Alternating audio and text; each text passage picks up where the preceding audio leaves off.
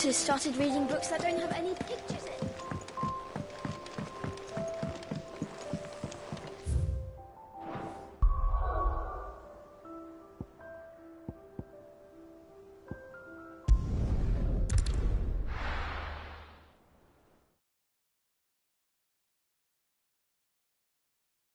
I'll be taking you all to a storehouse in the Bales. Leave anything you don't need behind.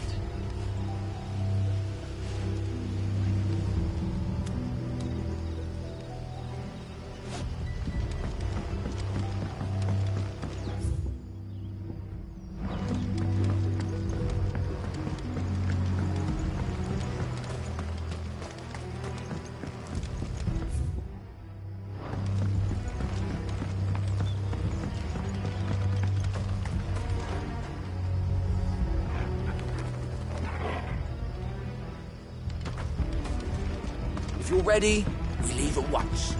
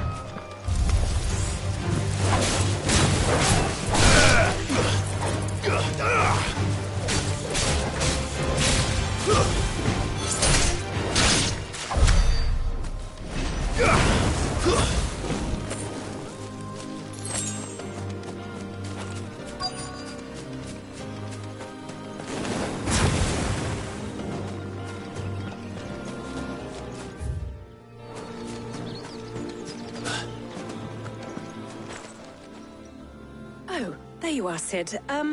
Thanks so much for coming. The, ruins are just over there, as is the creature I told you about, I'd imagine. Would you mind? Of course. I'll be right back.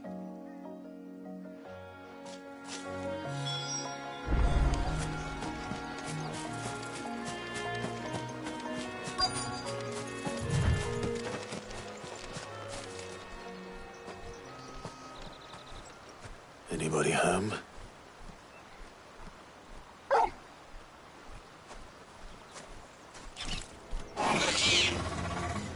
This must be our unwanted visitor. Time to go.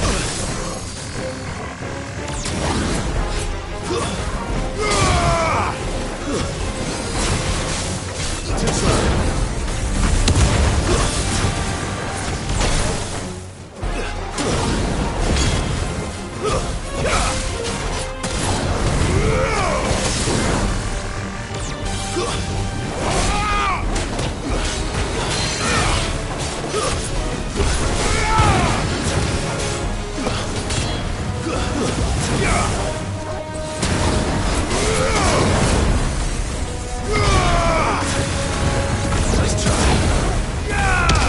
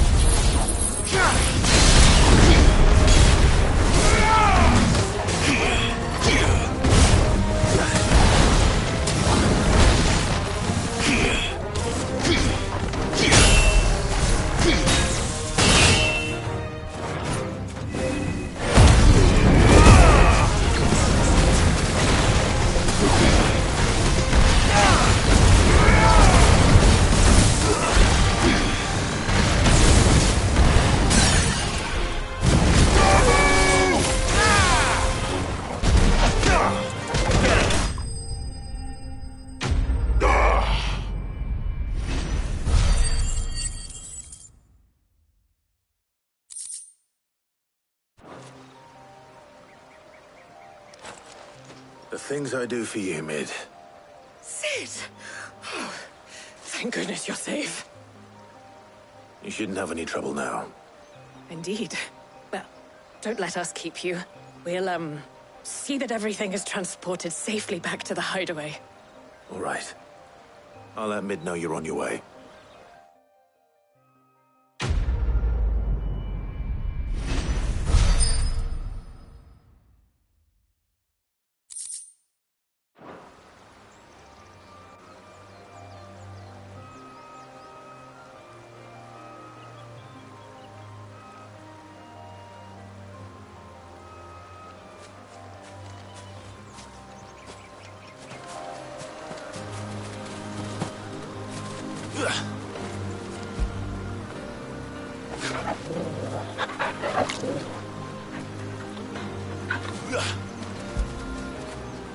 You all right, boy?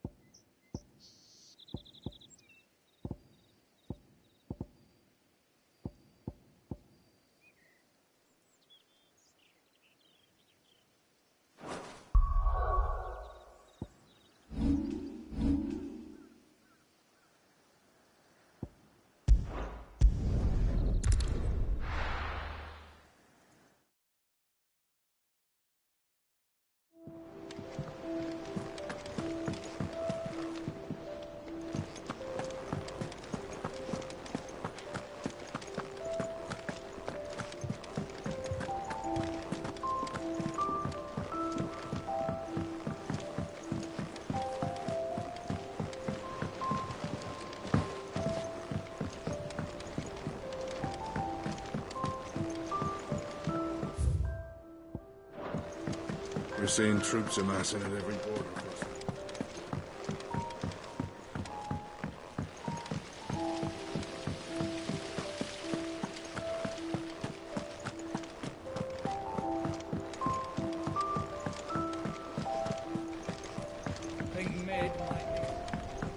Editors started reading books that don't have any pictures.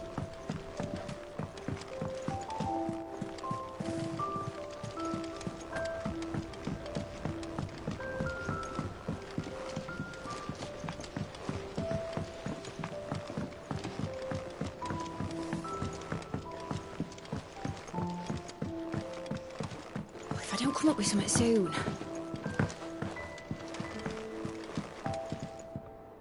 Mid. Helena has recovered the material for the helm. She'll be along shortly. Excellent. Another job well done. And just one remaining. Right. Right, the shielding. This one's a bit of a bugger. How so? The plating's enough to stop the engines going pop, but those things will still be spitting out enough fire to set the rest of the ship ablaze.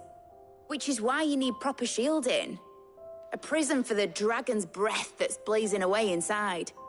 I thought a triple thick layer of tempered steel might do it. Or more of the stuff that the Fallen use, but they'd both be too heavy. The helm and the plating are bulky enough as it is. Add any more weight and the whole ship would be at the bottom of the briny before we'd even started. I need something light. But I've racked my brains and I just can't think what would do it. Well, if I were in need of obscure knowledge, I know whose counsel I would seek. Harpocrates. Tomes? Yeah, well, I'd thought of that, obviously. I've got all the details written down here. Can you take this to him, see what he makes of it? Right away.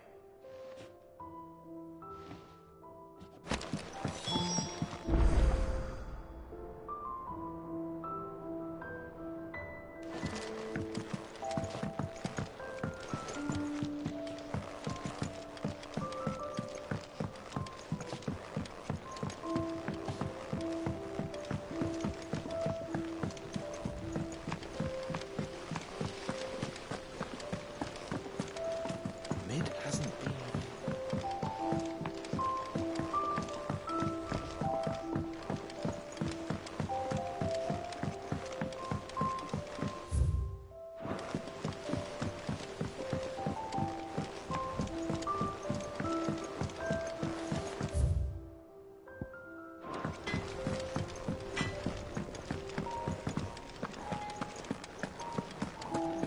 Thanks to Sid, the man who hurt you.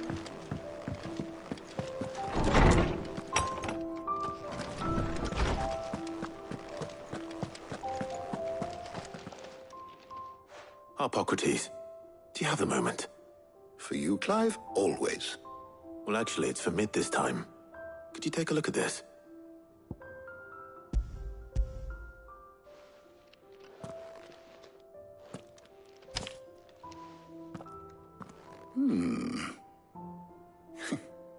Shielding for a mithril engine.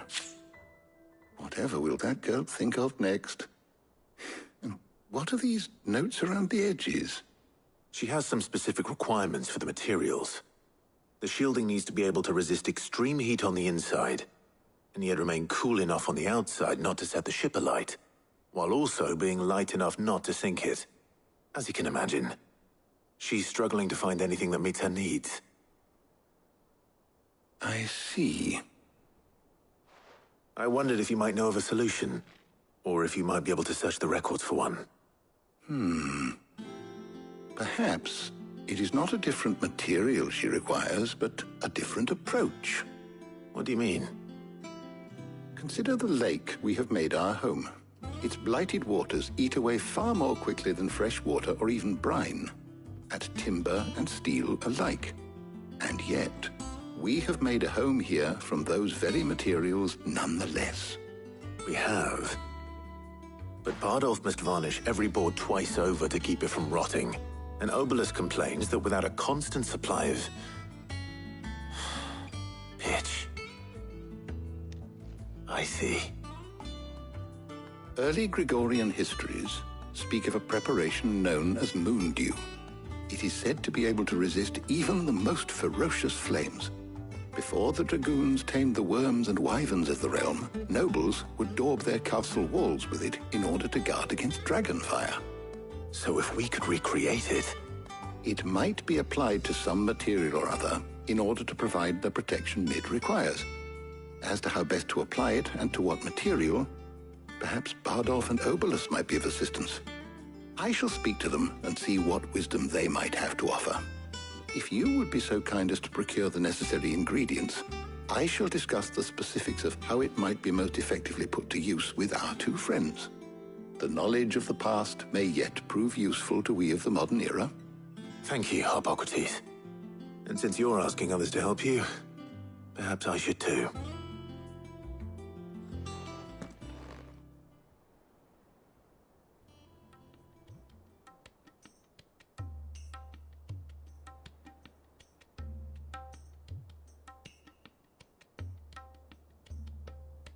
So you need a hand, do you? We do. I'll be heading to market for the ingredients we need. I could do with some help. And some company, too. The other can assist me in researching how best to prepare the shielding itself. Can we count on your aid? Always.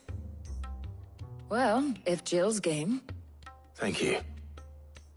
I am sure either of these fine young minds would prove indispensable in my research. I leave the decision as to who will go with whom in your capable hands, Clive.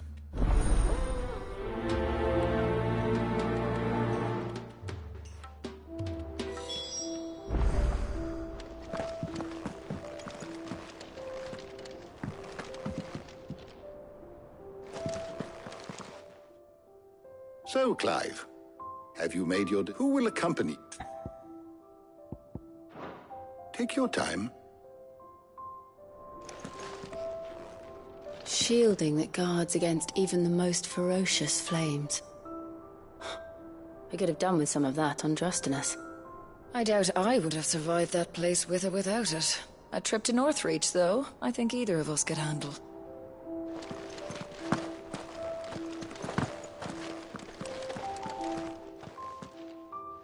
So, Clive, have you made your decision?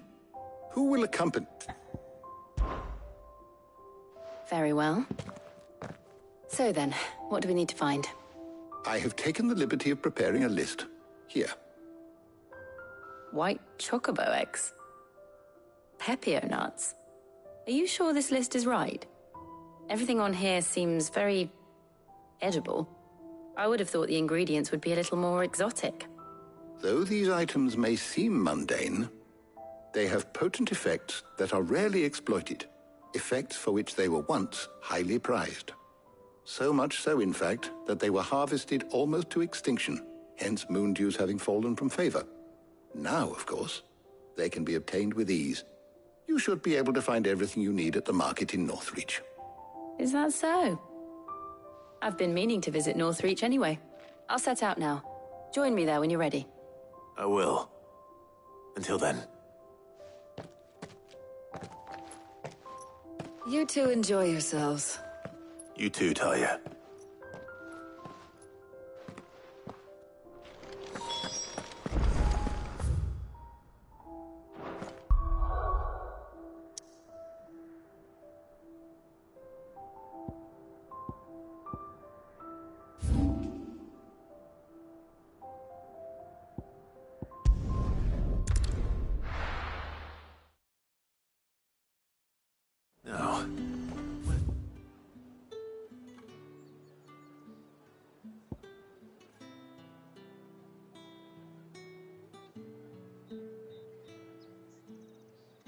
Jill. There's talk that the Glassgate flood has finally spread to the worm. But that'd mean half of Oriflamme's under Aether.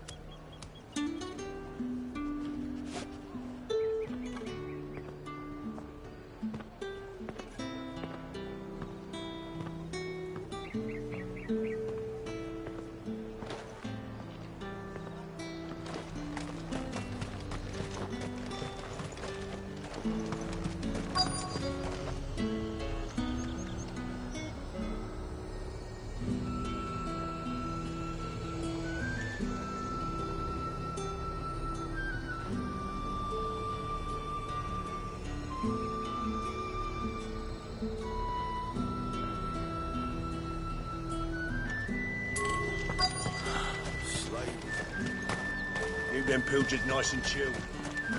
You're spoiling another catch. Welcome, welcome. Come back again. There's talk that the glass...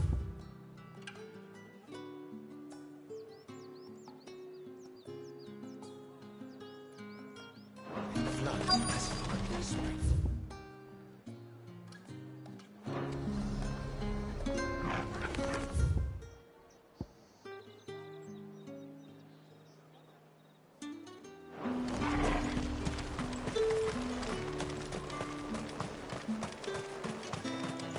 Are those Pepio nuts?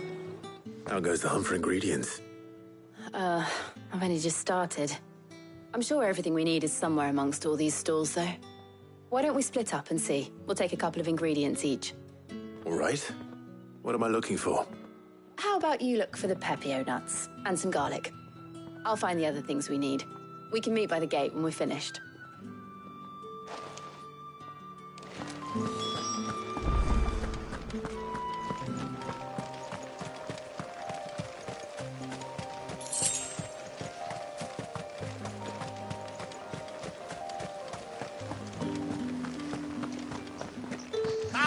You'll not find a bruised pippin in the bushel.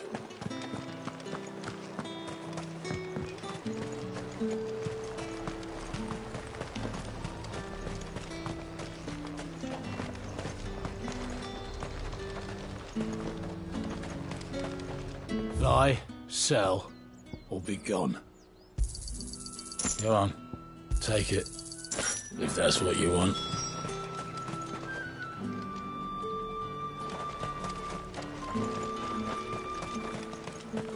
How the hell is anyone supposed to afford that? What can I interest you in today? Ah, yes. Keep fighting the good That's fight. everything. Let's see how Jill's getting on.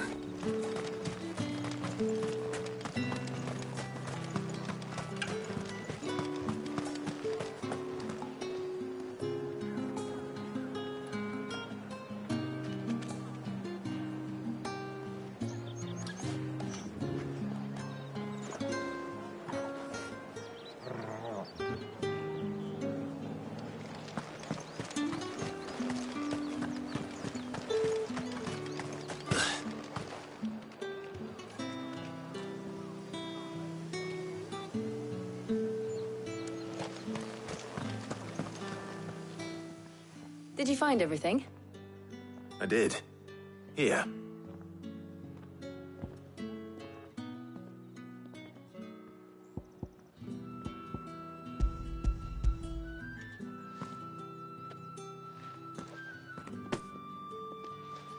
Garlic and pepio nuts. Perfect.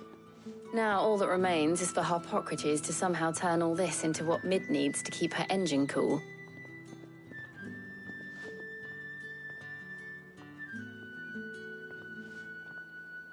But before we head back, would you walk with me a while?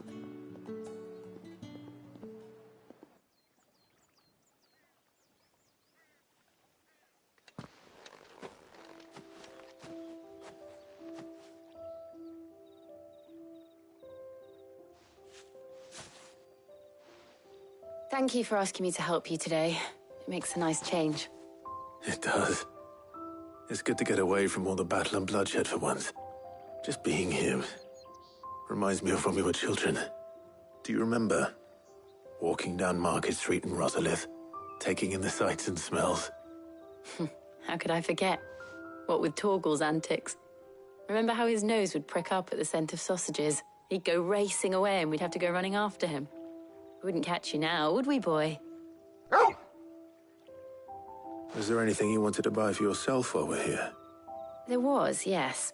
Well, sort of. Molly in the kitchens told me about a place that sells particularly good pies. Thought you might like to share one with me. I would. Thank you. And I saw some bread.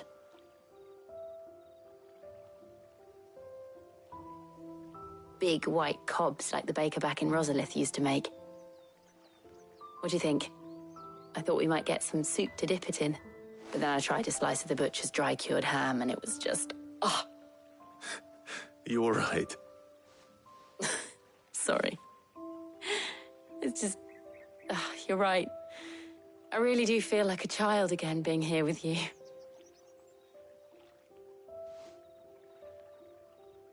Clive.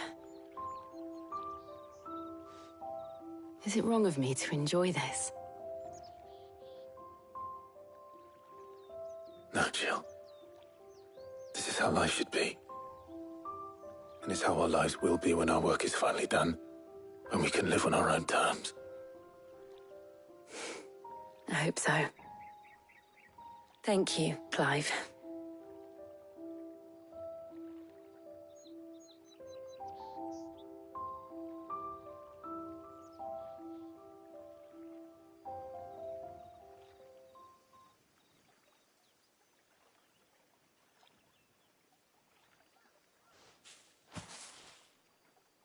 Well, I suppose we better be getting back.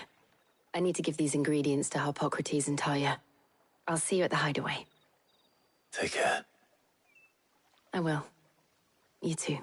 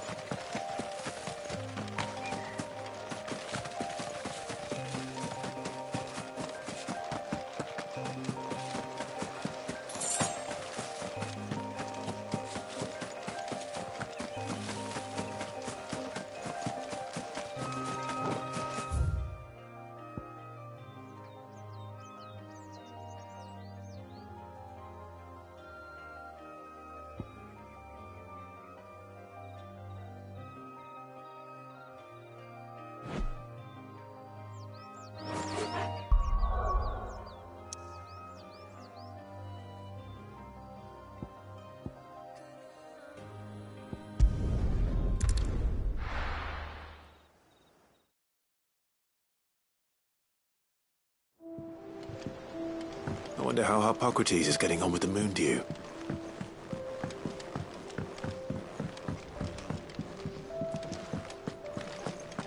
Oh, I'm never drinking it.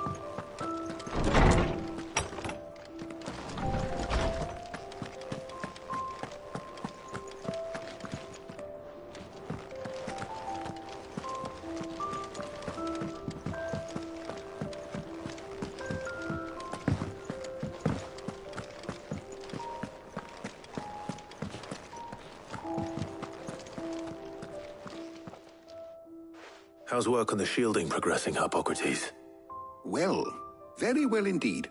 And thanks in no small part to your kind assistance. I was just explaining to Tarja how we might best go about preparing the Moondew. And now that we have all the ingredients, we may begin. You can count on me. I've mixed more than a few mysterious concoctions in my time. I'm sure you have. What about the shielding itself?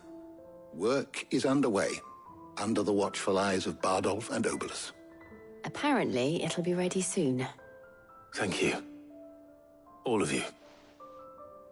Right then. Jill, would you join me in the infirmary? Many hands make light work and all that. Of course.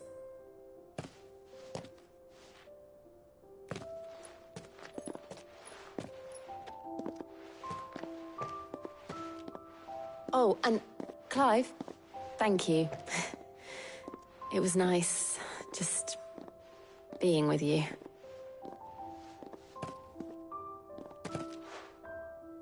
It appears our work here is almost at an end. A shame. I was enjoying playing the man of action for once. When both the shielding and the Moondew are ready, it will merely be a matter of applying the one to the other. Followed by a rigorous process of testing and retesting, of course. Perhaps someone ought to warn young Mid of that. Leave it to me. Thank you, Harpocrates.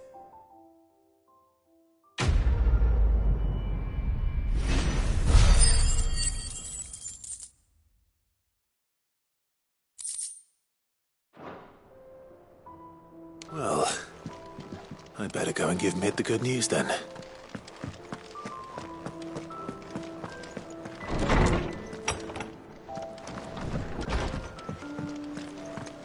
Thanks to Sid, the man who heard.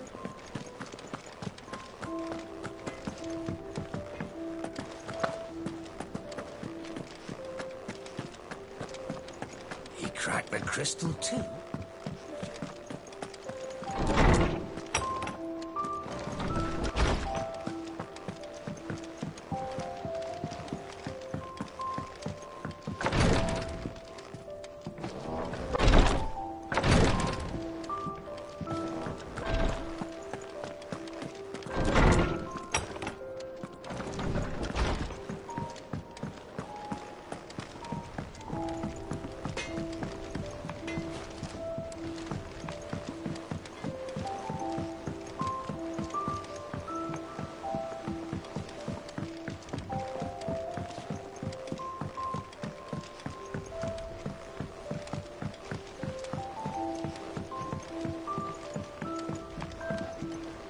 Mid hasn't been her usual self.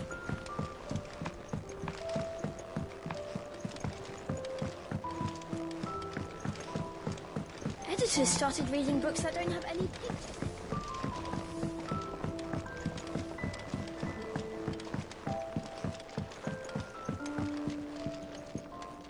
Sorry to keep you waiting, Mid. But you'll be pleased to know that work on the shielding is underway. You found something for it? In a manner of speaking, Harpocrates knew of a substance that's highly resistant to heat, a coating that should provide the protection you need. He's supervising the construction and testing of the shielding as we speak. Brilliant! I knew you wouldn't let me down. Don't thank me. I'm just the errand boy.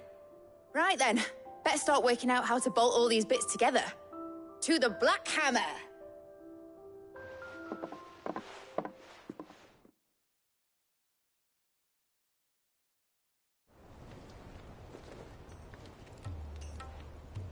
You know, when I got into the smithing game, I thought I'd be making swords and shields, not thermal bleeding didgeridoo-dahs.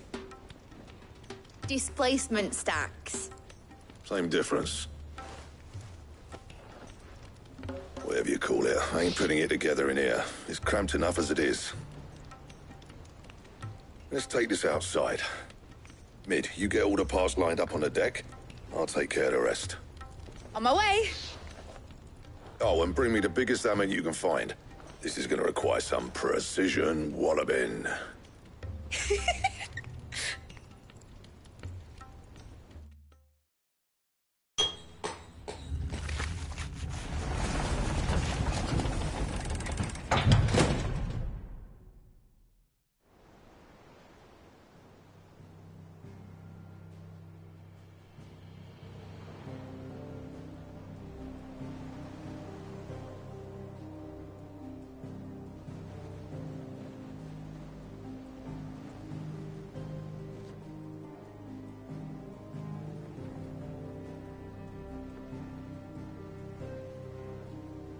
It's finished! It's finally finished! Thank fuck for that. I'll be feeling my hammer arm for weeks. Thank you, Clive, Blackthorn, everyone. That's one down and just 3 more to go. I'm sorry. Oh, didn't I tell you? The Enterprise has 4 mithril engines, and we'll be needing a displacement stack for each. You don't mean... Don't worry. Now they've got a finished one to work off. My gang in Canva can build the rest. Good luck to them, I say. Right, I'm off to get a sling for this elbow. Any other work comes in, keep it to yourselves, eh?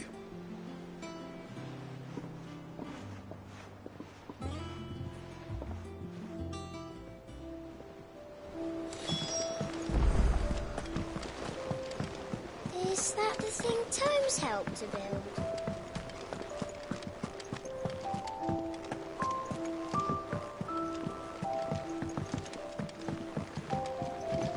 Impressive, isn't it? I can't wait to see how the rest of the vessel looks.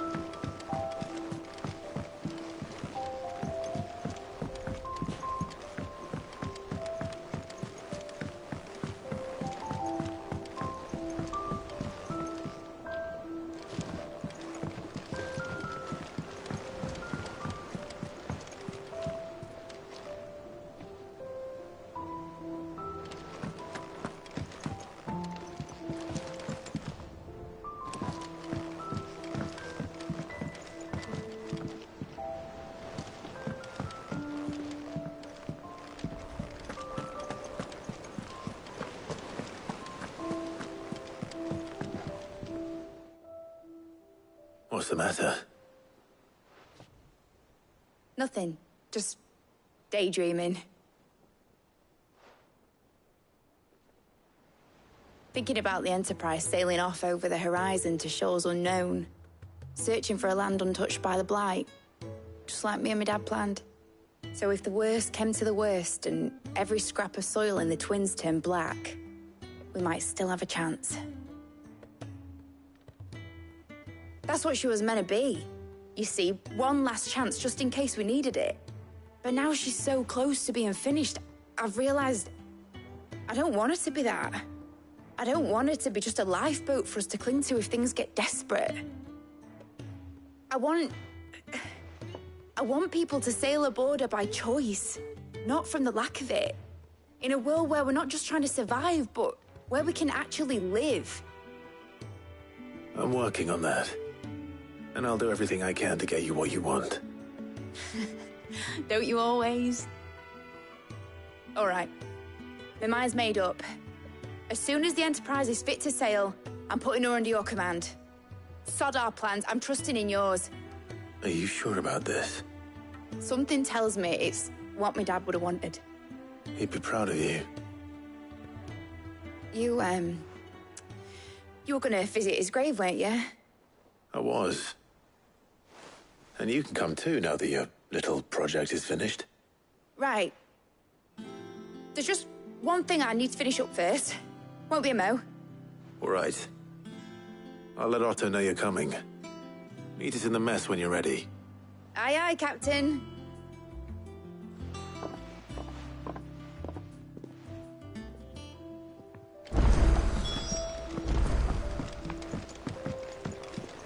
Is that the thing Tomes helped to build?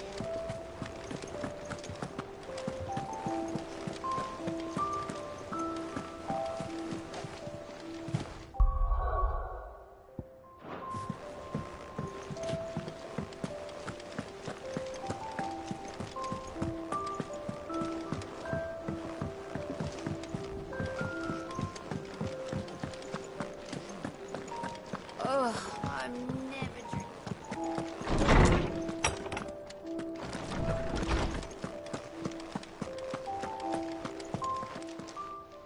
My knowledge is yours.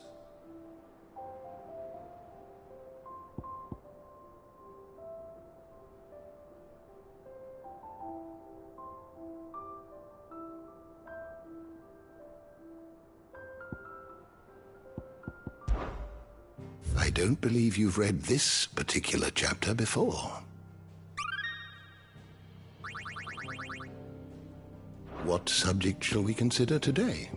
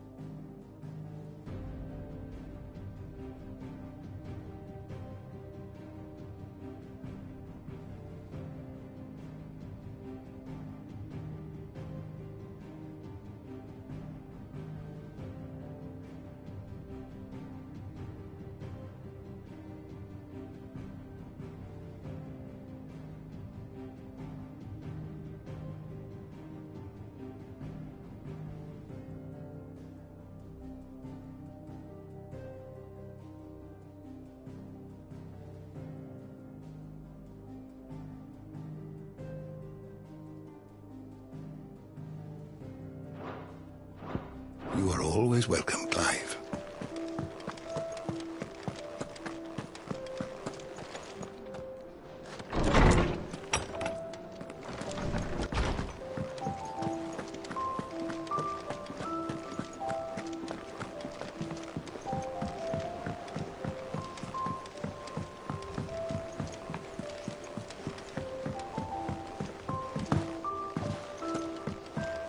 Ned told me she was building a ship.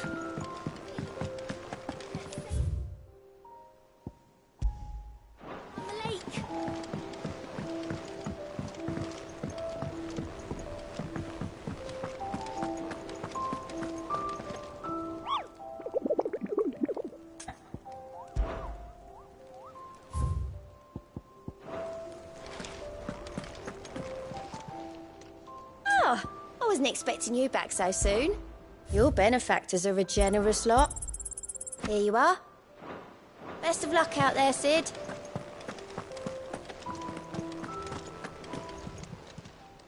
How are you doing? Quick look. Always something in there.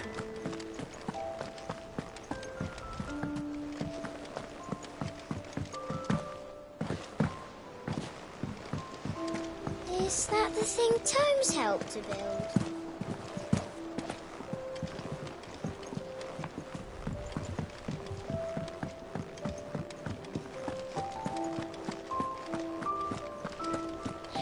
You cracked the crystal too.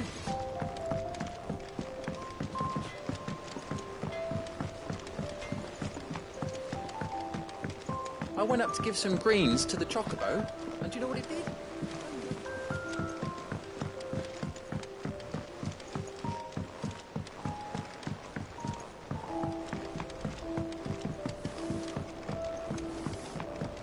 Wish I could take one of our birds for a ride.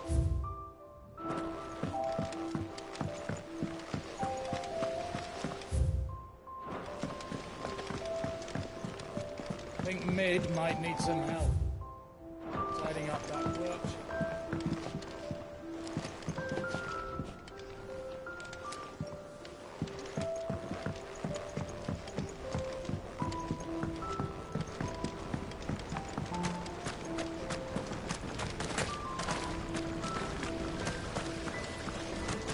Lovely breeze, isn't it?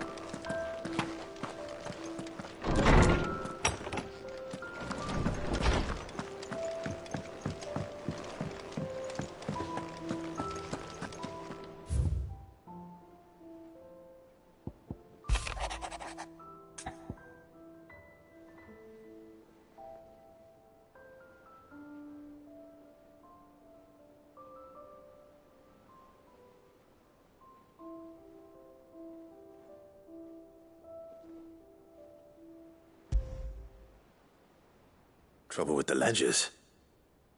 Shouldn't he be asking Otto for help?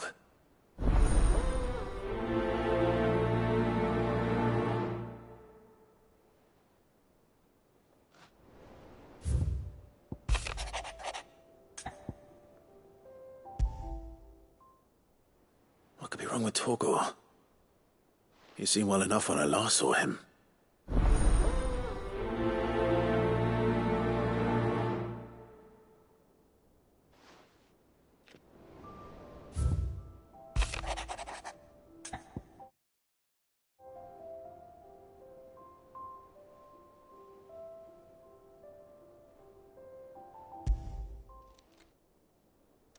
Hopefully it's nothing. But I should speak to Blackthorn just in case.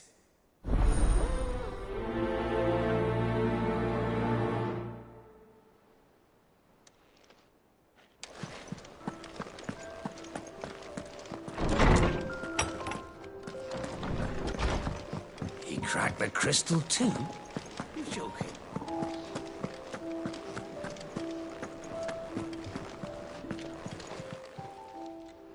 I got your note. You think something's wrong with Torgal? So you can read. Congratulations. But I didn't say how we're wrong with him. I said something weren't right. He's not been eating me treats. He used to love cracking the bones from Molly's boiled brown, but now he won't so much as look at 'em. Didn't like him. Which is why I'm of a mind that his mind's on something else. You've not been working him too hard, have you? No harder than usual. Is that it, boy? Do you need a rest? What was it you said he was? A frost wolf? That's what the lawsman seems to think. Then maybe this all has something to do with whatever it is that's woken inside him.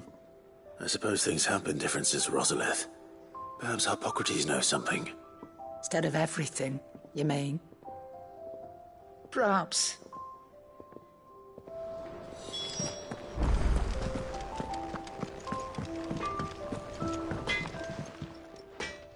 Blackthorn, do you have a moment? Not really, no. This won't take long. I just wanted to ask how you're getting on.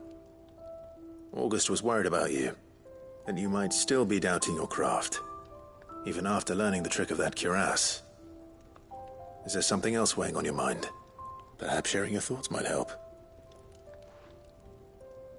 That bastard's like a dog with a bone. Still, he's got a keen eye, I'll give him that. He's just, well, Karen showed me something. Something I've never seen before. And that was? A sword. An odd-looking thing with a single-edged blade. The metal itself wasn't anything to write home about, but fuck me, the edge on it. You could slice a man clean in two with a weapon like that, and he'd be halfway home before he even realised he'd been cut. So that's what's troubling you? Nah. Not troubling me exactly. More distracting. Can't stop thinking, how do you get an edge that sharp? It's driving me mad. And if you knew how to do it, we could arm the curse breakers with even better blades. That's about the size of it, yeah. I'll see what I can find out. Sharper swords are always welcome. And we can't have our master blacksmith being distracted. You're a soft touch, you know that. But I can't say I'm not grateful for it. Good luck, eh? Thank you. Let's see what Karen knows about this sword.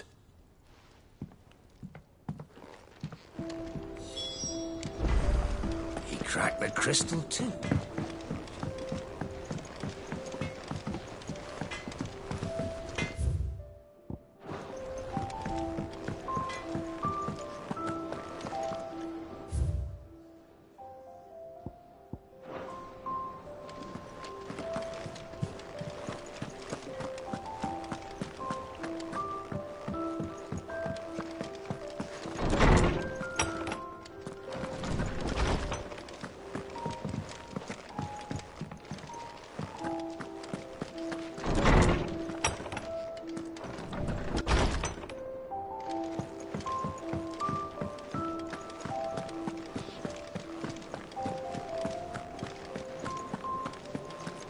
The nobleman who visited.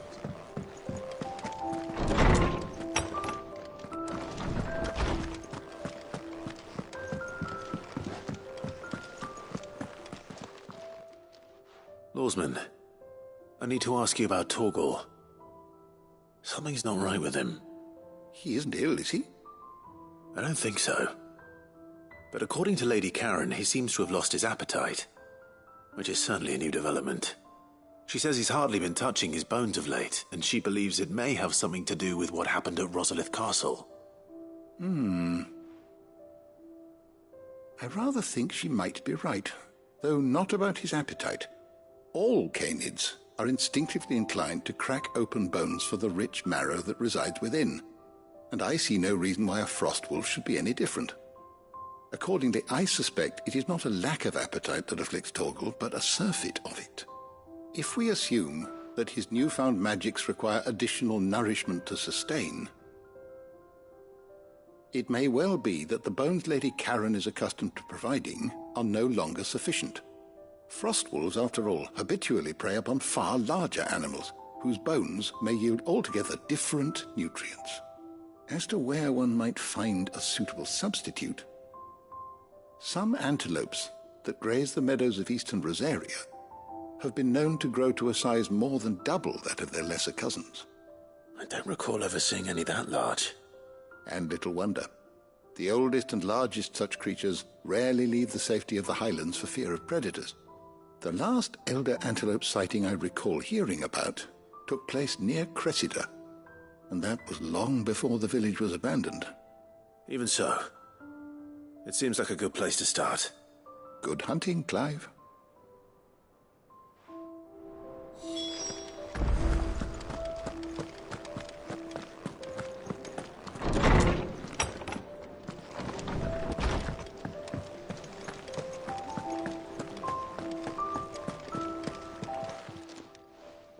You're looking well, Karen. What do you want? Out with it. I want to know about the sword you showed Blackthorn. Single-edged and extremely sharp. Running around after him again, are you? I suppose I am, yes. But I need to help him find out how to work an edge like that. It's driving him to distraction. Little wonder, I suppose. There's not many like that make it as far as the twins, and those that do go straight into private collections. Which made it nice and easy finding a buyer. Can you tell me who bought it? Where is it now? You think I tell people who my clients are? Suppose you're not likely to go nicking him off me, are you now? Fine. If you stop mooning at me like that. Lord Ignac's the man you want. Dalmekian bloke. Collects weapons and the like. And he's got more money than sense, which is why he's one of my favourite clients. Reckon he'll still be at the inn in Dalamil, where I left him. Thank you, Karen. Oh. And he's... I appreciate...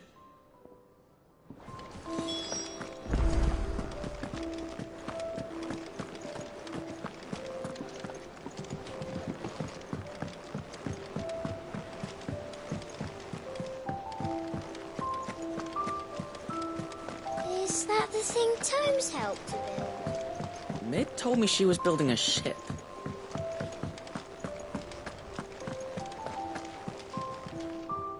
Clive, did you get my letter? That's why I'm here. Shh, Otto. A little, and sadly, I can stress I'm gonna need... Be late. There you are! So let me get this straight. You forget to pay our lenders what they're due, and instead of coming straight to me, you get Clive to come to you.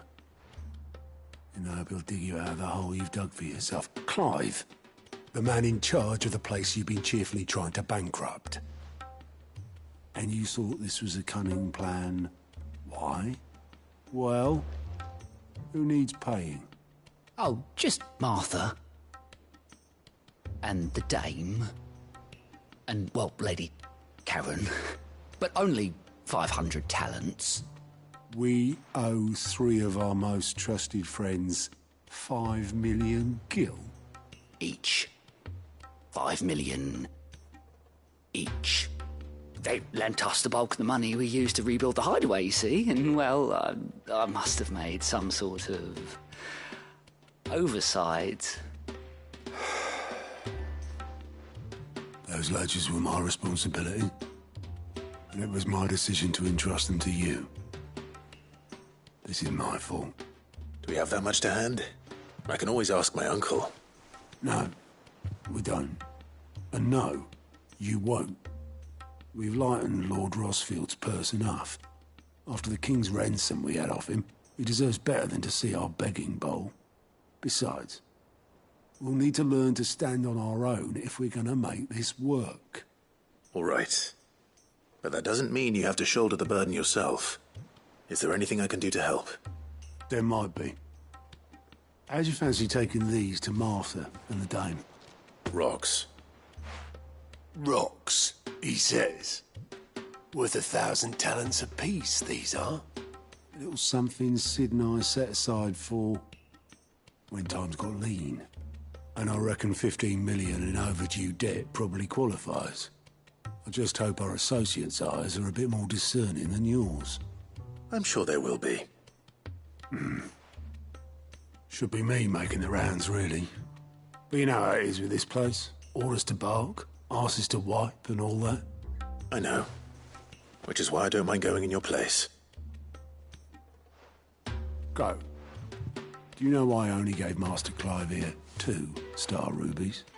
Because you'd rather Lady Karen killed me. Because I'd rather Lady Karen killed you. Yes. Well, I suppose this is goodbye then. Don't worry. I'm sure Karen will understand. Really? Do you think so? No, I don't.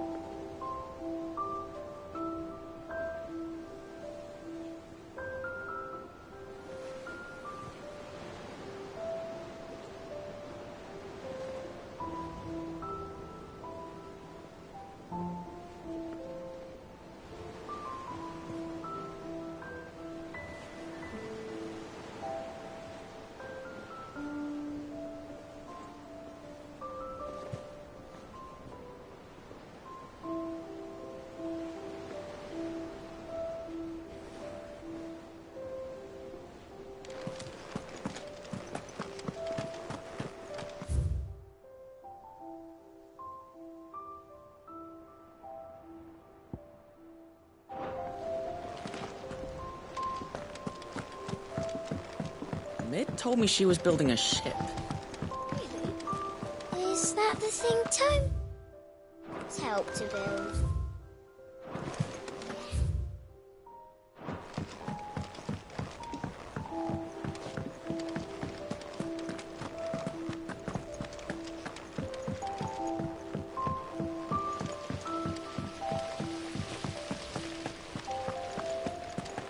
When it comes to boyish charm, Goots has an indomitable rival in Gav. One is the sweet little babe in arms to be cooed over, the other...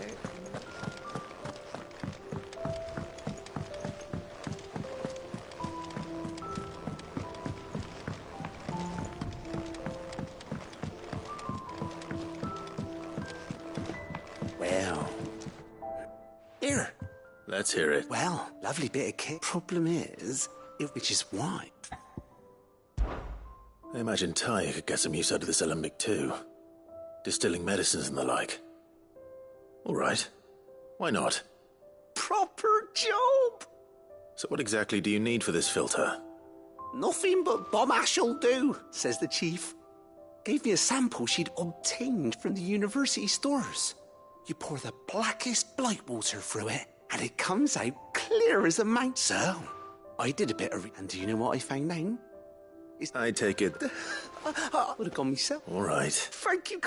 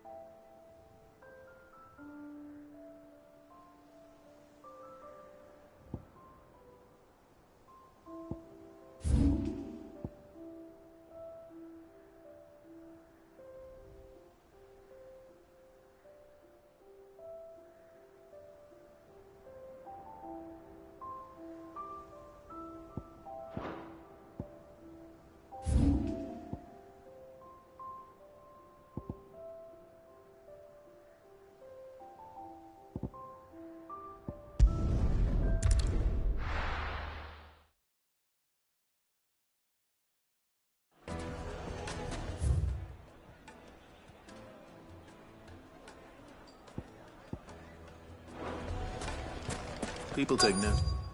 It's of wealthy men. Shouldn't be too hard to track. Karen's collector. Svang is gone. The whole Mother Crystal.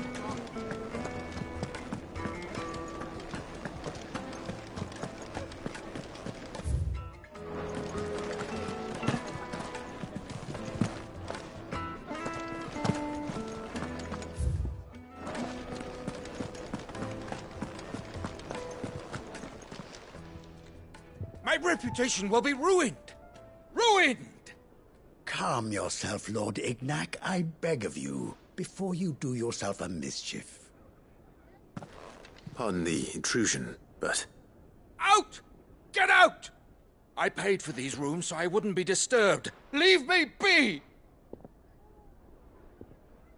Please, allow me to apologize. His lordship is going through a difficult time, and he's never been fond of guests arriving unannounced. Radim! Get rid of the filthy oaf this instant! Very good, Lord Ignac. Would you mind stepping outside for a moment?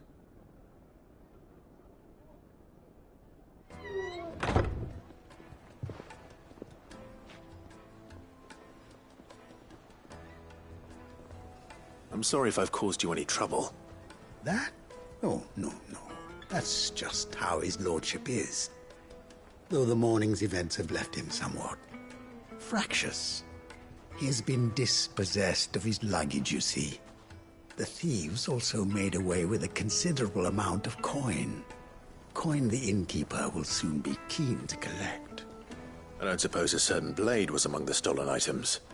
A single-edged sword. It was purchased from a merchant friend of mine. Ah, you know Lady Karen. Yes, I'm afraid it was.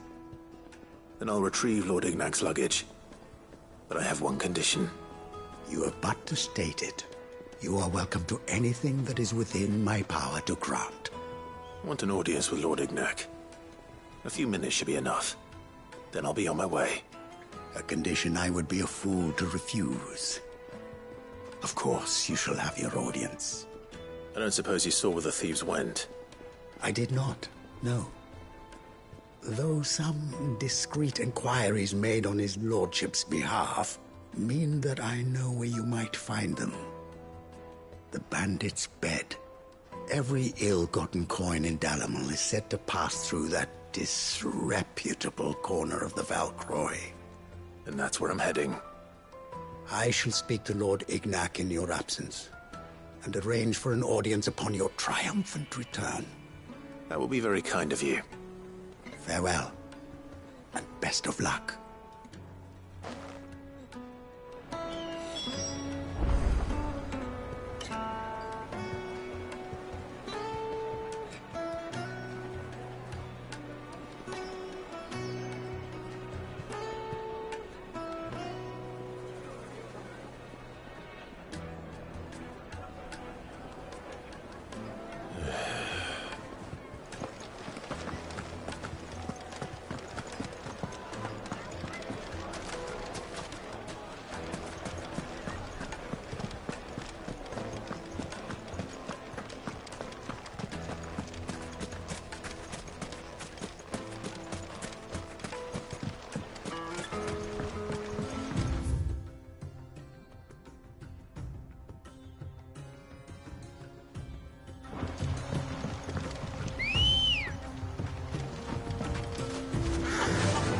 Fly, Ambrosia.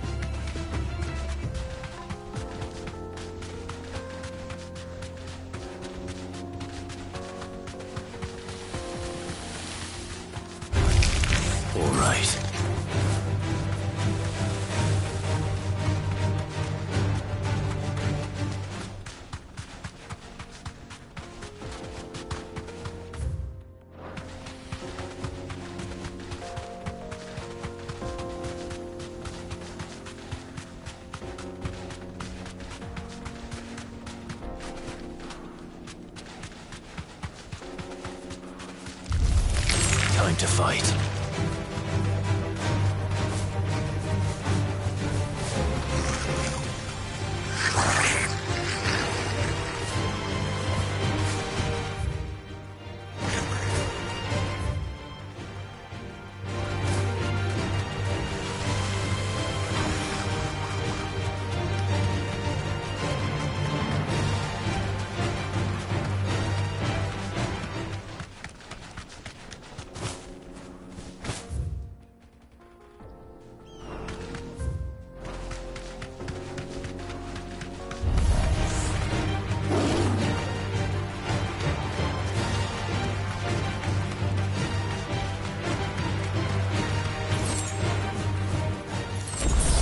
Back to the stables, Carl.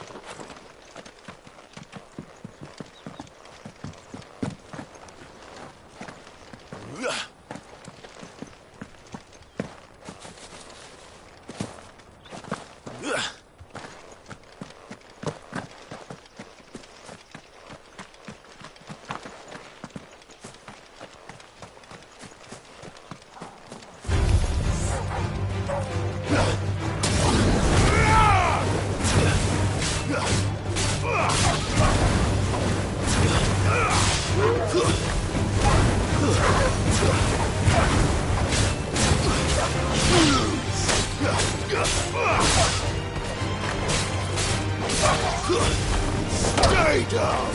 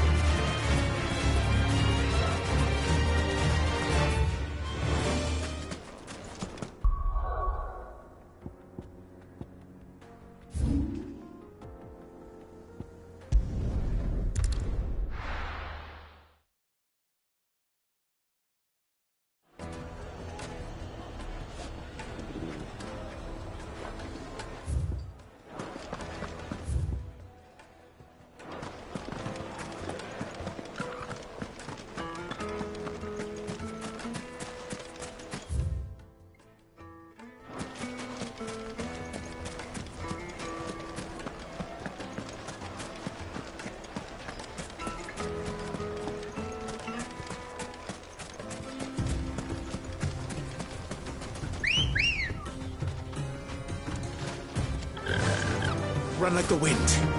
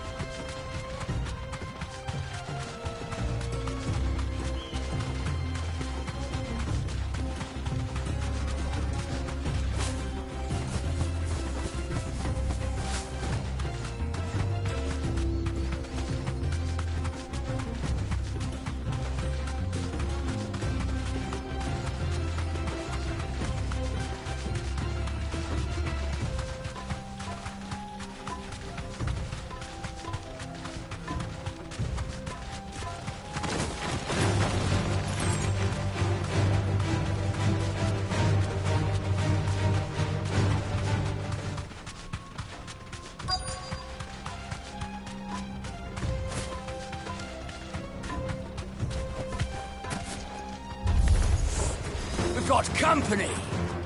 Come on, lads, let's tear the bastard's head off!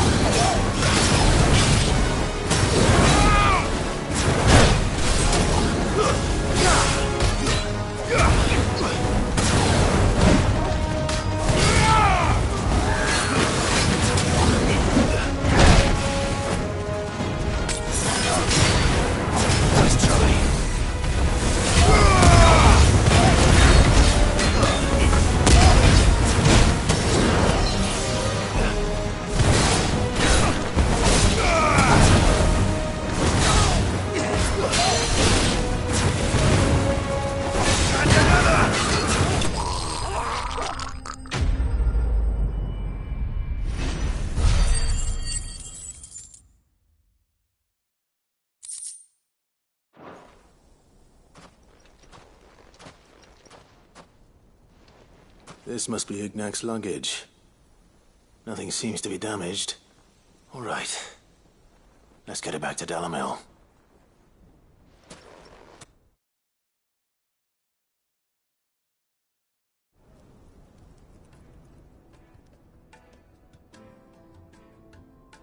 I hear I have you to thank for the return of my effects. What shall I call you, my good man?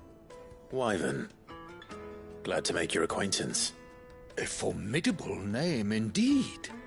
Well, Wyvern, I appear to be in your debt. Redeem here tells me you wished for an audience. Is that all? A few moments of your time should suffice, yes. You're a peculiar fellow, Wyvern. All right, speak. Master Wyvern was wondering if you could tell him about a certain single-edged sword you recently acquired. Oh, a true work of art, that one. Karen drove me hard on the price, but I would have sold her Radim here to get my hands on that sword. It was made in the Outer Isles, far beyond the Twins, and is used exclusively by the practitioners of a unique school of swordsmanship. They believe no combat should ever exceed a single strike, and hone their blades to such perfection that none ever does. Each sword is made for that one perfect stroke, and for that stroke only. They crack upon a second blow. There's a brutal sort of beauty to it, really. But how do they hone such an edge? Fine question. Why, they use a whetstone, of course. Whetstones, rather. A whole array of them, ranging from the coarse to the fine. 10,000 licks with the sharpening stone, then 10,000 more. But it is the final stone which lends the blade its legendary sharpness. A mineral quite foreign to this great realm of ours. And that is the key. The secret ingredient. Wyvern, it occurs to me that my little lecture is hardly equal to services rendered. Take this, together with my regards. The very stone of which I spoke, far rarer among collectors than even the blade itself, and a far more fitting payment. Thank you. Pardon the intrusion, my lordship. However, it is long past time we prepared ourselves to depart. So it is. I am locked in bitter competition with a rival collector of curiosities.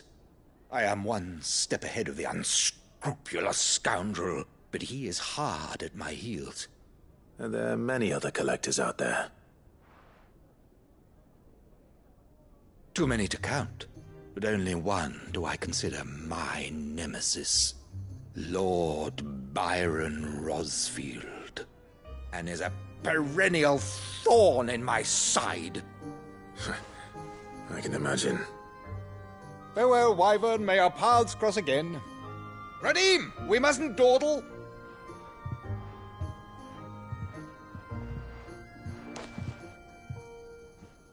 I think his lordship is rather taken with you, Master Wyvern. Thank you again for your assistance. Coming, my lordship. I'll be right there.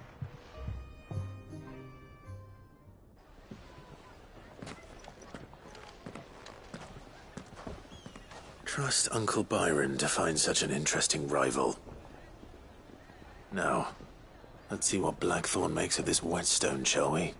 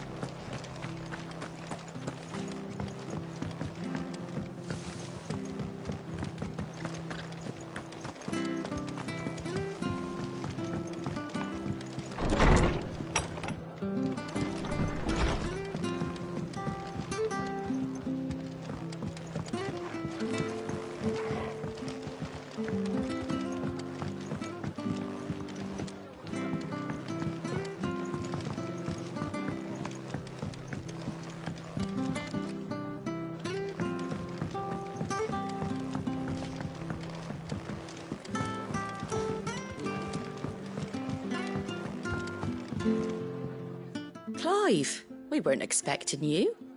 I wasn't expecting to be here, but it seems we still owe you a considerable amount of coin for your help with our rebuilding efforts. And though I doubt it's what you were expecting, we were hoping you'd take this as payment.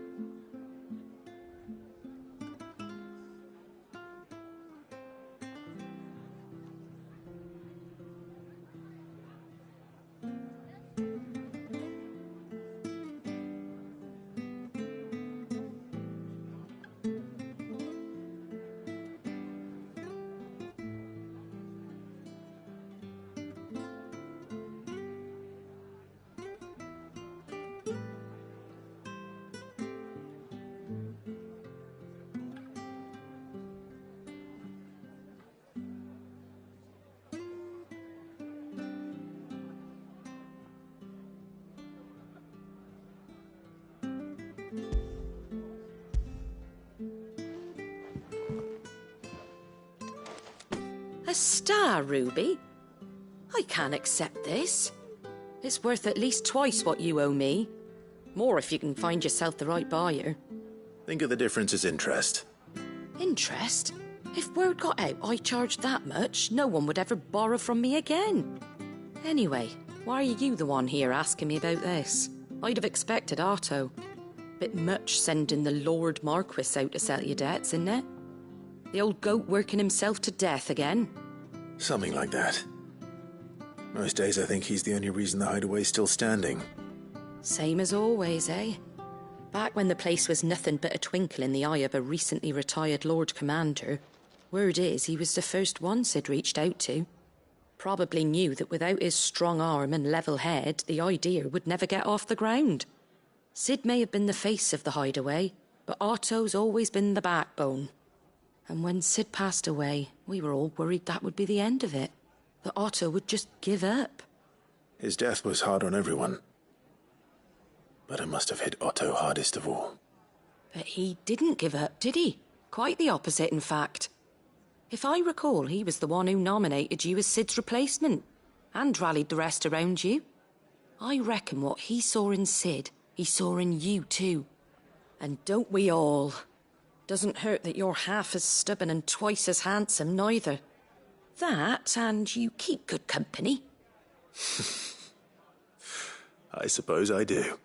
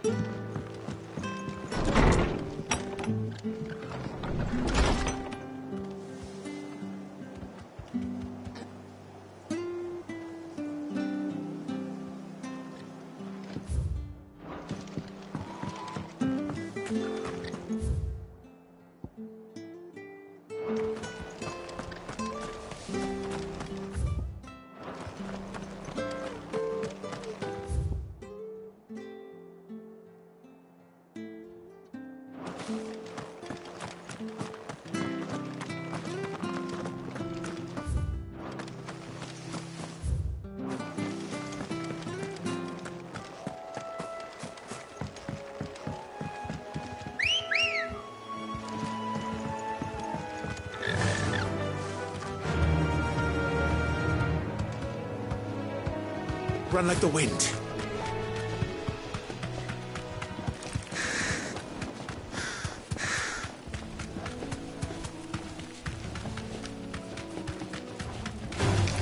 Time to fight.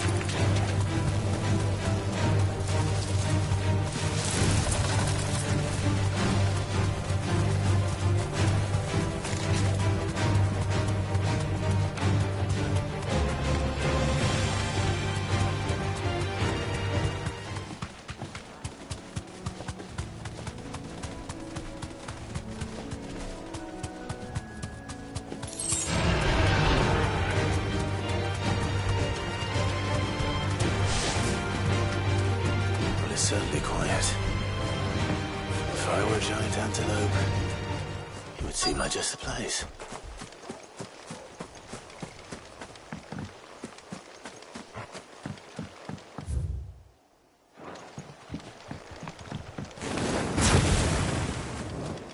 Yeah, we'll find one bigger than that.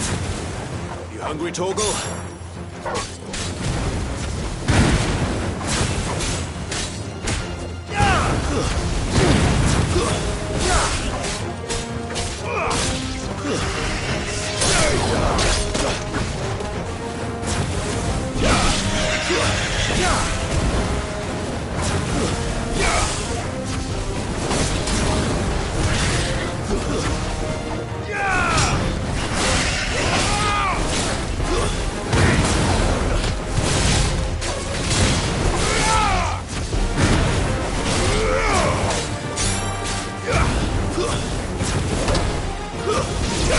It's over.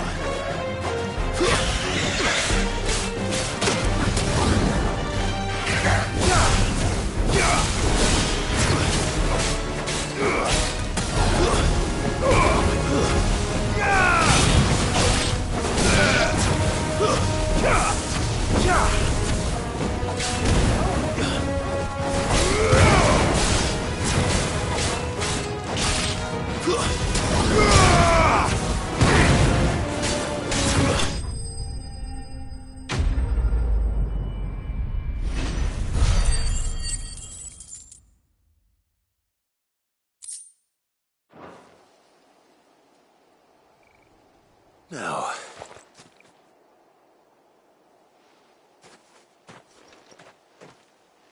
will it be enough, I wonder?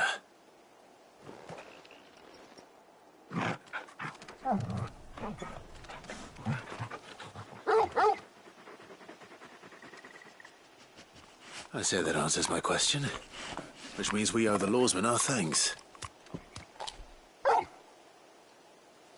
You're just a big puppy, aren't you? A very big puppy.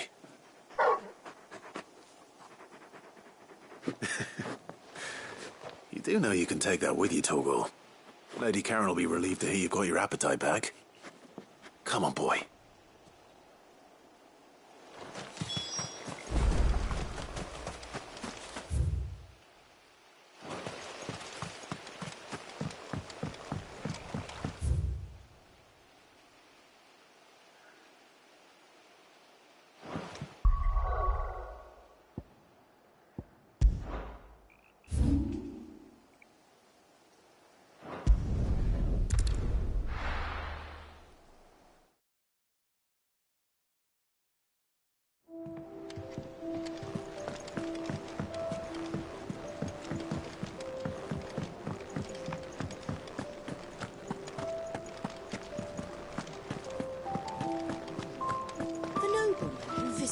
Thank you, Clive. Really, Sid's uncle?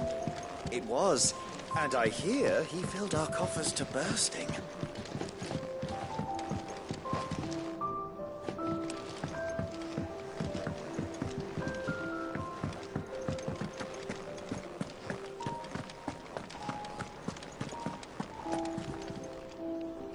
I noticed you and Torgal had gone off somewhere.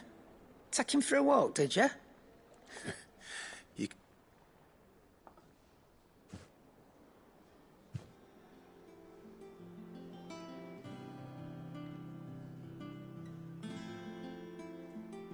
So, Molly's leftovers weren't good enough, eh? That'll teach me for treating you like you're still a pup.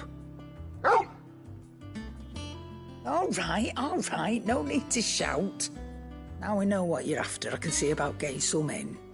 Speaking of which, I brought one for later. Can I leave it with you?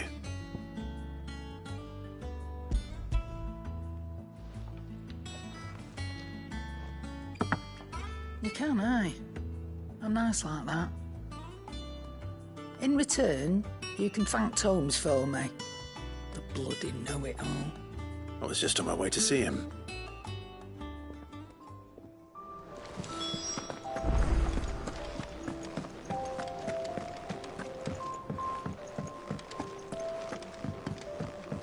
Oh, I'm never drinking.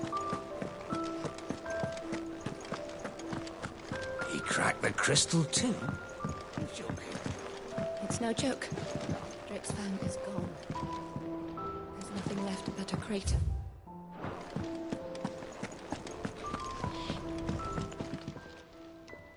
Sorry for the wait. But hopefully you'll agree it was worth it. You learned something about that sword then? I did better than that.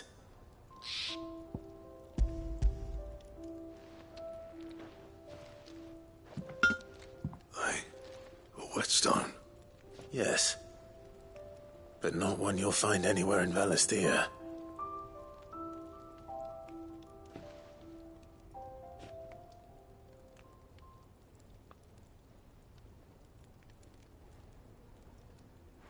No wonder I couldn't get the same finish on the grinding wheel.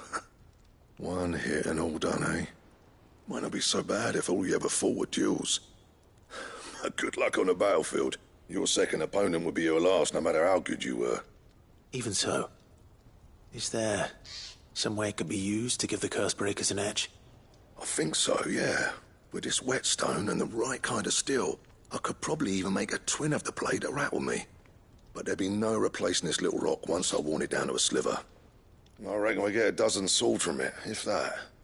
Swords that the Cursebreakers wouldn't know how to wield properly, and that would see them through a single fire piece. Nah, no point trying to copy that thing. Be about as much use as a wax anvil. But finishing our blades with a whetstone this fine, now that's something to consider. And what's finer than fallen majestic? I'm just... I'll be... Hey, you'll be... You come and fight. Right.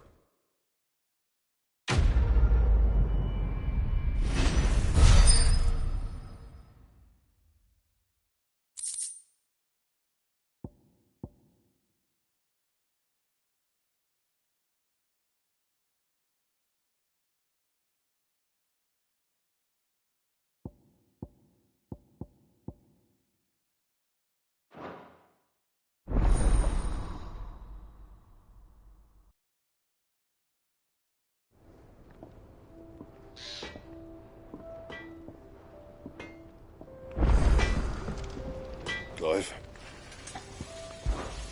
What do you want?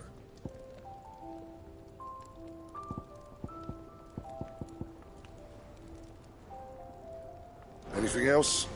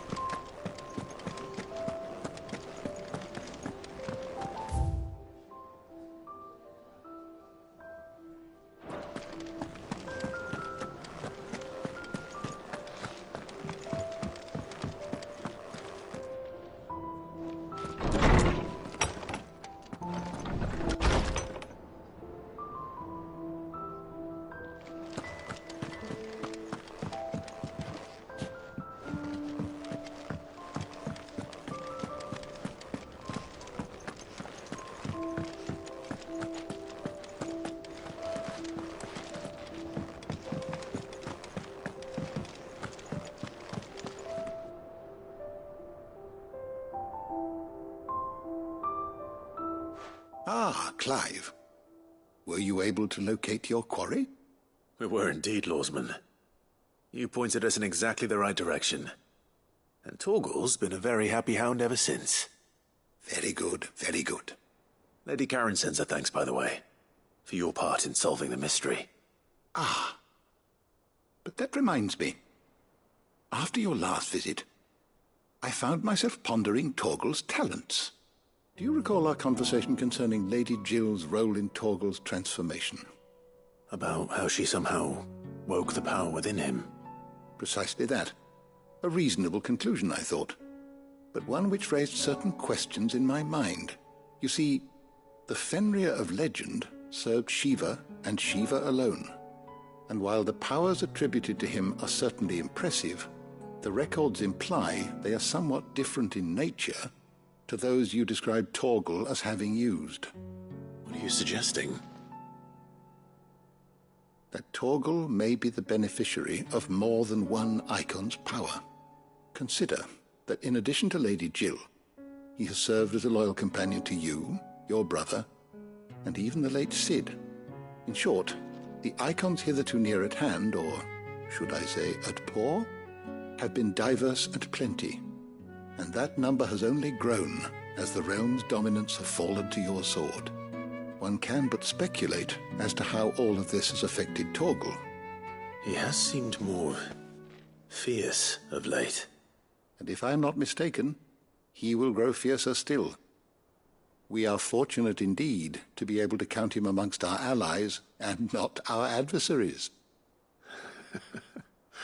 Oh, he's more than an ally. He's a friend.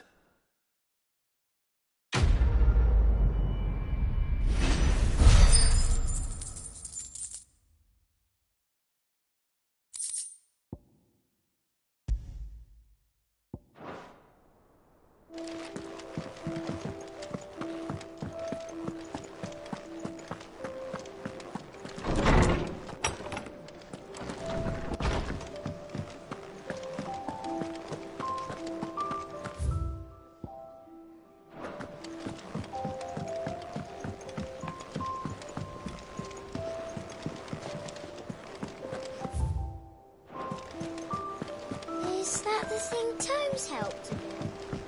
Mid told me she was building a ship.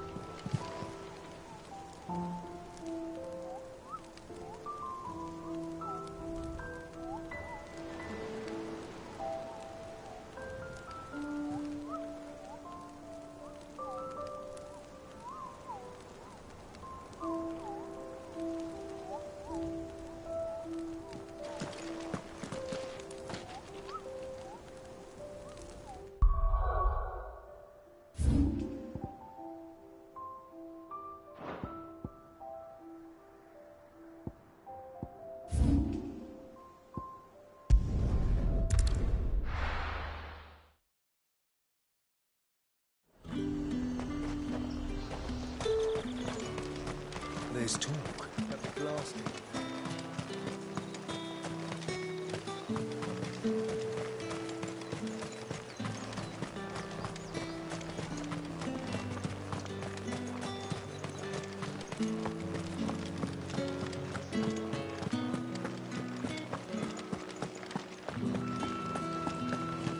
Did you hear? The gates to heaven. I want to see you again. What am I going to do without Sweetwater and oil of talc? Milady, I come bearing gifts. Gifts? Whatever is the occasion.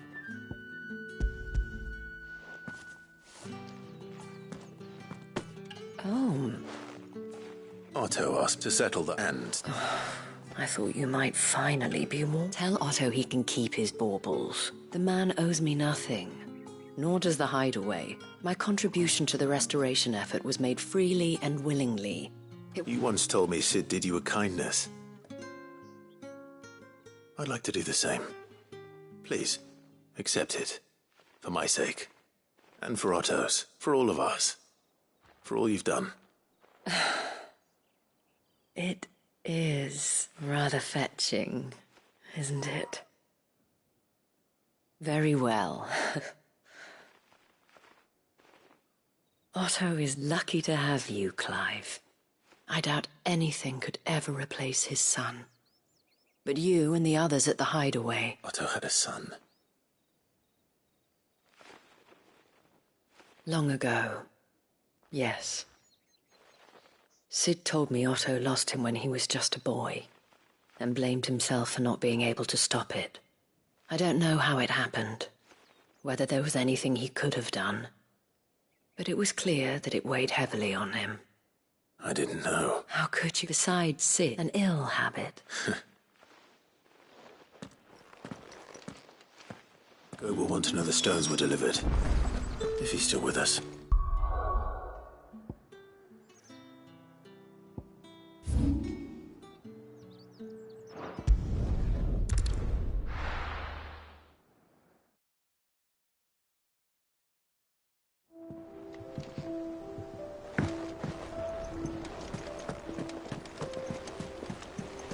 Is that the thing Tomes helped to build? Mid told me she was building a ship.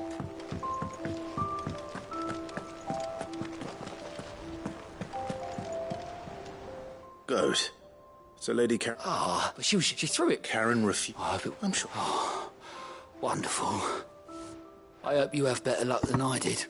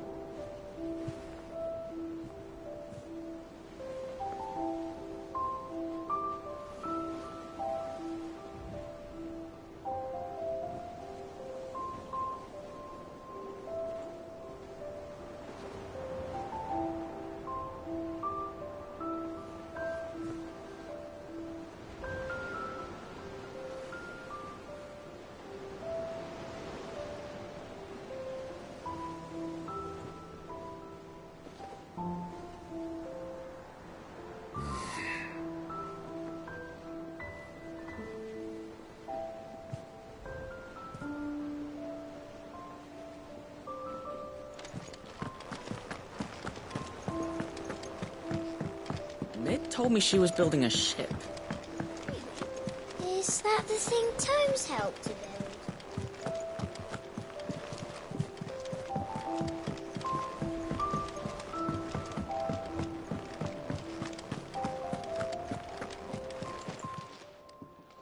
Lady Karen, Goad tells me you prefer... What debt? I don't recall lent. I may have tossed, but those were donations. And you can hardly call... Of course not. Surely you wouldn't shun the gratitude of a pauper who... Oh, fine. But I'm selling it and taking what I'm...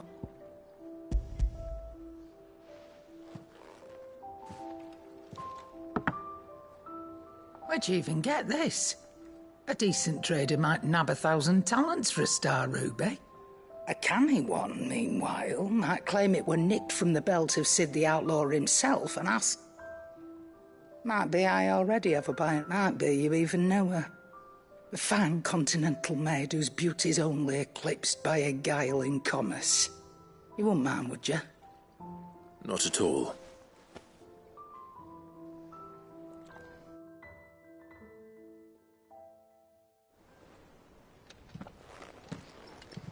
I hear you ended up delivering all 3 stones. Thanks to this lump. I sometimes wonder what I pay you for. Speaking of which, I still haven't been paid last month's wages. Oh, so you remember what's owed to you then? Get your ass behind that disc of yours and don't get up before those ledgers are square. Right away.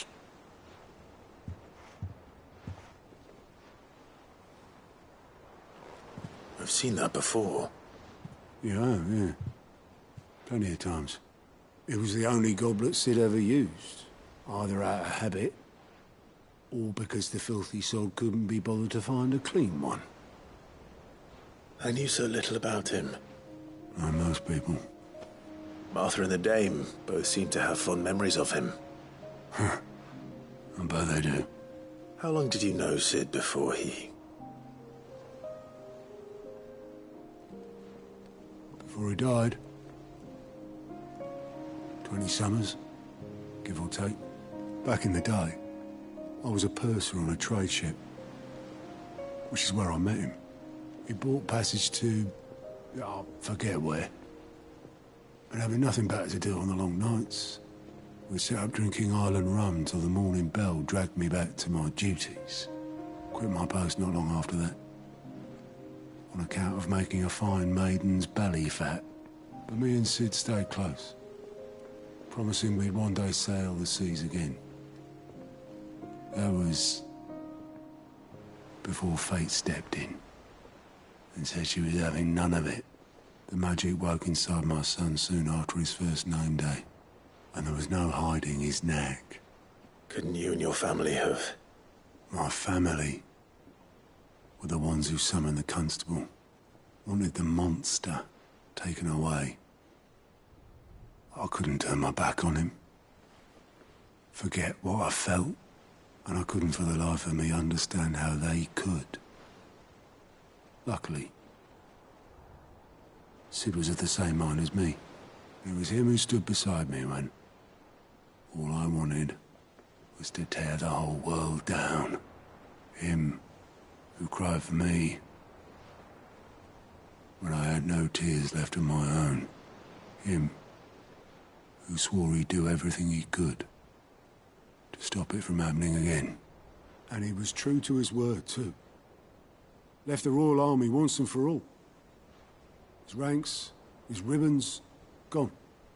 Just like that. Threw away everything he had. All to right a wrong that no one else had the courage to face. I knew then I'd follow that man to the ends of the earth.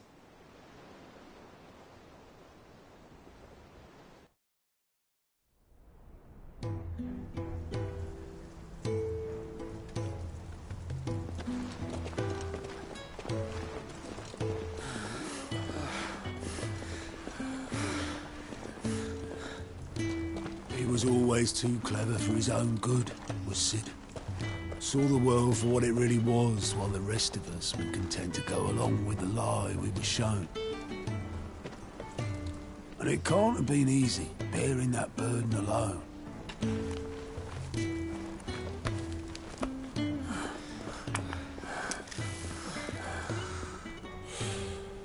But he didn't let it stop him.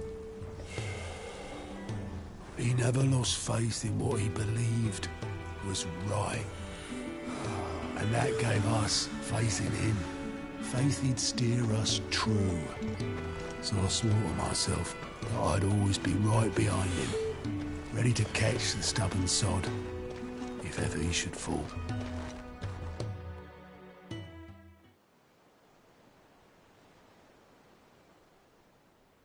But I couldn't even do that.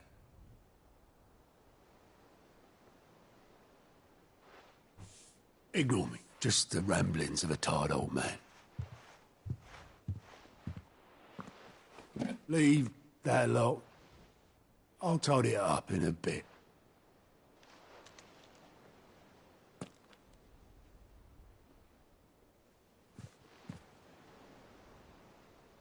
This is Sid's handwriting.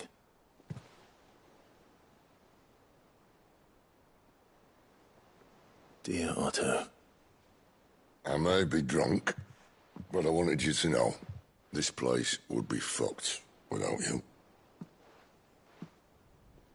Love you, you grumpy old sod.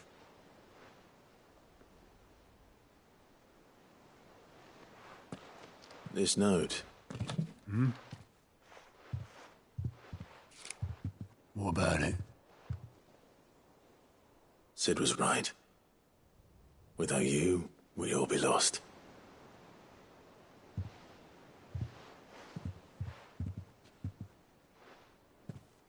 He should have bloody well said so then.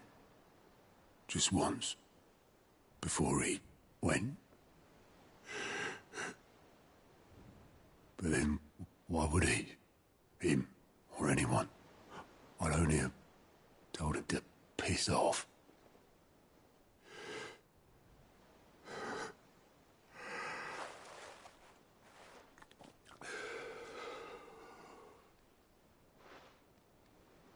You're wrong, though.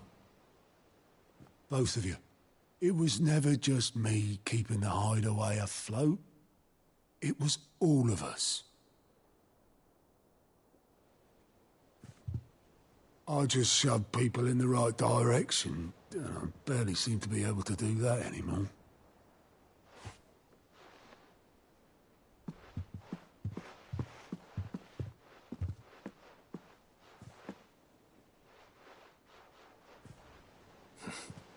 Would you rather go were at the helm? Well, maybe I've got a few more years left in me. I'm going to hold you to that, Otto. Before you go, Sid would have wanted you to have this. But that's... This'll do me just fine.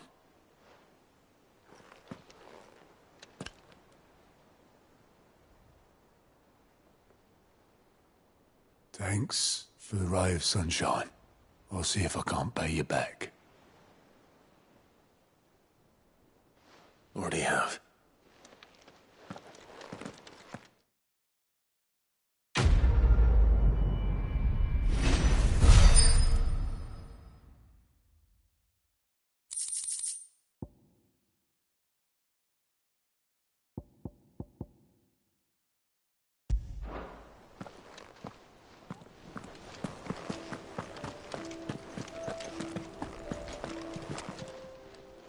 Welcome to the Patron's Whisper. Come to claim your just desserts? Come again. I may have more for you.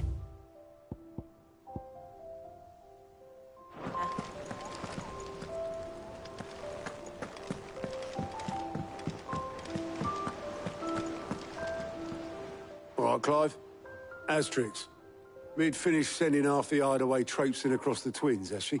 I swear, that girl do any... No excuses now, though. Not quite. She said there was one final thing. She said that? In those words? She did, yes. Clive, Were you born yesterday or something? There is no thing. She'll probably be halfway to Canva by now. Mid. I might still be able to catch her.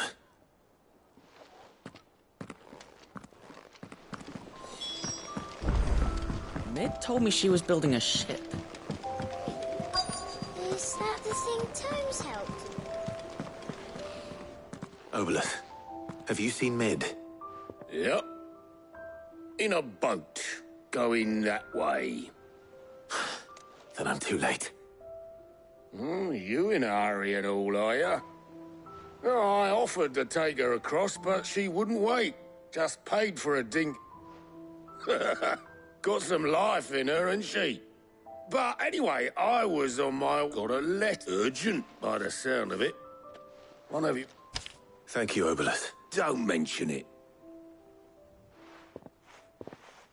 What tidings, Uncle?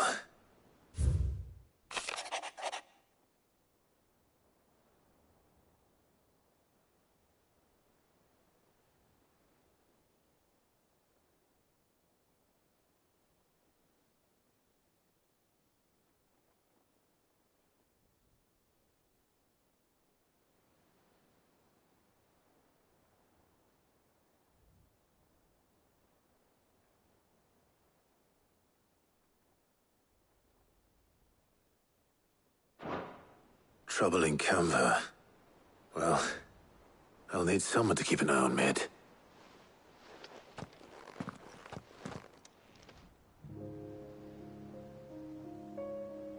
So what? Mid got us to do all the dirty work and then just sailed off into the sunset? It, seems that way. Well, nothing we can do about it. But next time you plan on visiting Sid, you might want to tie her to something before you suggest it. Ah, don't be so hard on her. Gotta admit, the dirty work was kind of fun. Everyone pitching in and all that bollocks. Just like when we built this place. You're right. Anyway, we all set to head to the old hideaway. I could do with getting to Canva pretty sharpish. Wouldn't do to keep Lord Rosfield of the Seven High Houses waiting now, would it? Not after he asked for me personally. Gav will be leaving with me. Will you mind the place while we're gone? You can count on me. Just be sure to give Sid and the others my regards. All right. She's got some things to take care of, but she'll meet us there. I hope she's telling the truth at least.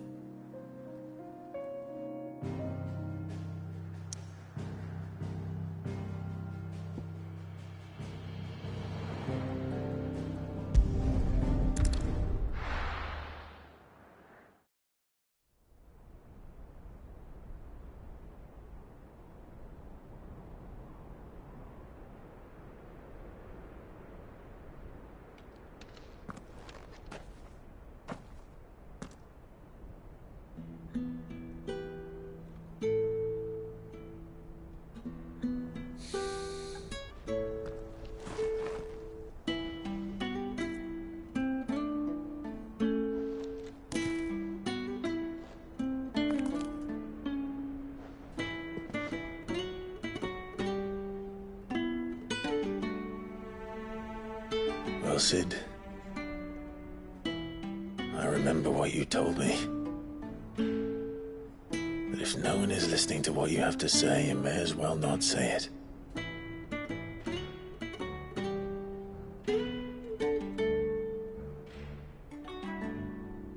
But I will say this, old friend. Hugo Cooker is gone.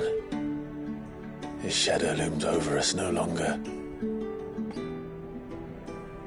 It's a pity the Phoenix can't be in two places at once. If he'd have been with us, maybe he could have done something for the lost. Not even the Phoenix can bring people back from the dead. Life has a beginning and an end. So we must live while we have the chance. And not as slaves to the crystals, but as free men.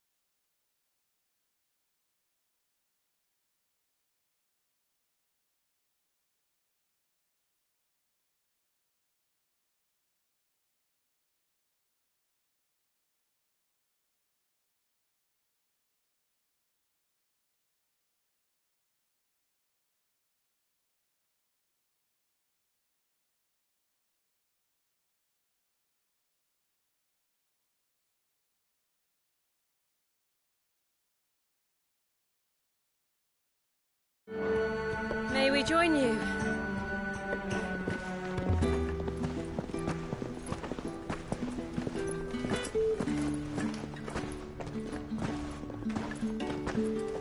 Lady Karen, what a pleasant surprise.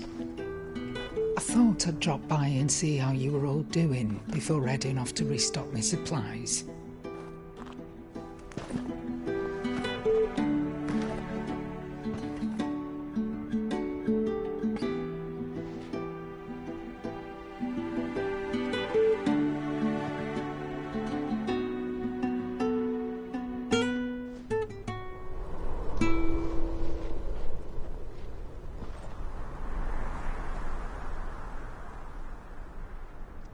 It wasn't the most scenic view back then, but it were never as bad as this. I know. The Blight marches on. And soon, there'll be no escaping sights like these.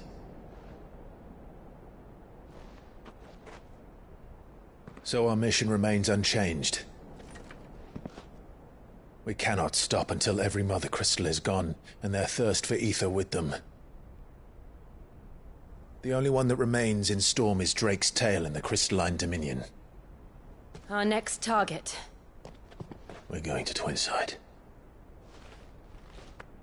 It's the capital of the Empire these days. I wouldn't like to think how tightly guarded they've got the place. Not that that'll stop you, but we do well to scout it out before you go charging in. We would indeed. If you're off to the Dominion, you can take this great lump with you. Goots. Oh, I am sorry. Have you forgotten you're the most wanted man in the Twins? I thought you might like to disguise yourselves as the attendants of a travelling trader, assuming you've no better ideas. You wanted to buy yourself some tools, didn't you? Well, now's your chance. You're letting me go with them? Oh, thanks, Nan. Stop that! You'll break me bones, you great galoot.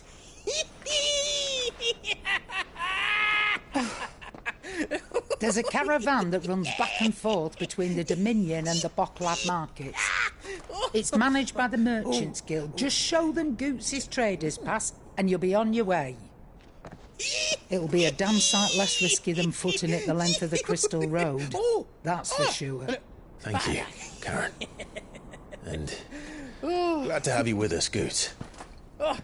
Okay then. I'll get me things and I'll meet yous there. See yous down in Bocklad. Get off! Me poor fingers! Jill, you're with me. Understood. And Gav? Already on my way, Captain. Be careful. Aren't I always?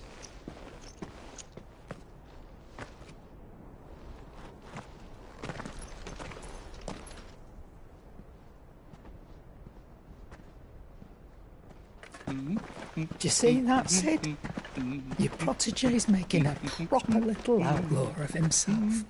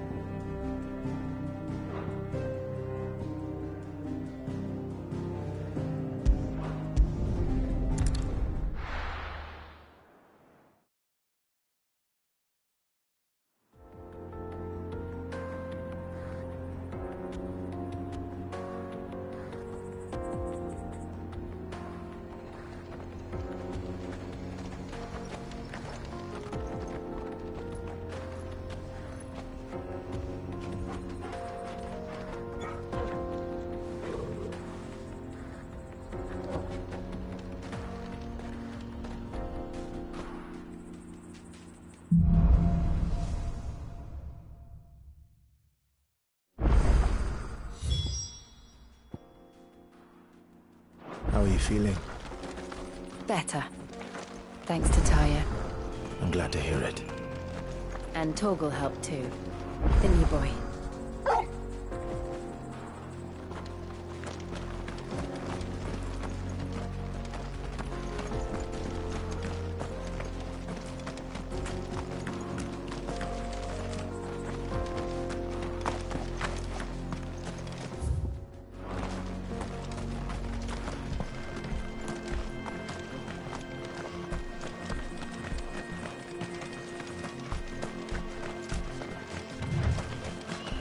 This used to be a trade route for merchants crossing the Scars, till the Republic laid a new road wide enough to let wagons pass, and all official traffic moved there.